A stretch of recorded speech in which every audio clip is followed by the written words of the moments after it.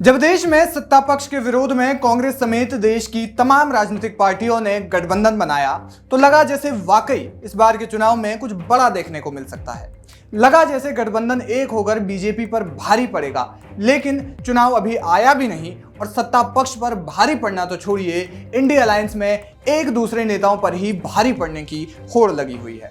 और पिछले कुछ समय से हमने ये बातें देखी भी हैं कि एक नेता जिस मुद्दे का समर्थन करते हैं, दूसरे नेता उसी मुद्दे का विरोध करते नजर आ जाते हैं। अलायंस की ओर से कई बार बयान आ चुका है कि वे पूरे देश में एकजुट होकर चुनाव लड़ेंगे, लेकिन ऐसा होता दिखाई नहीं दे रहा है क्योंकि मध्य प्रदेश में होने वाले आगामी चुनावों को लेकर अखिलेश यादव ने इंडिया अलायंस को ऐसी चुनौती दे दी है कि इंडिया अलायंस में खलबली मच गई है। क्या हुआ ऐसा? दरअसल समाजवादी पार्टी के मुखिया अखिलेश यादव ने साफ कर दिया है कि पार्टी गठबंधन के साथ तो चुनाव लड़ेगी ही, लेकिन कई क्षेत्रों में पार्टी का स्वतंत्र विस्तार जारी रखेगी। यानी कई सीटों पर सपा अपने उम्मीदवारों को गठबंधन से अलग होकर मैदान में उतार सकती है।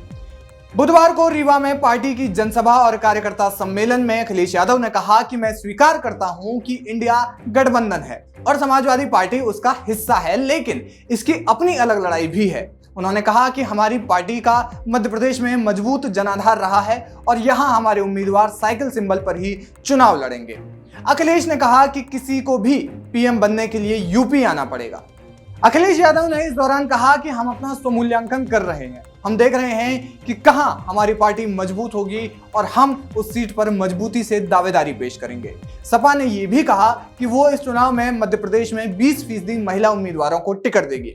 अब इसी के साथ अखिलेश ने बीजेपी से भी सवाल पूछे। उन्होंने कहा कि भाजपा महिला आरक्षण का बहुत प्रचार कर रही है, वो बताए कि मध्य प्रदेश की विधानसभा प्रत्याशियों की सूची में कितने प्रतिशत महिलाओं को टिकट दिया।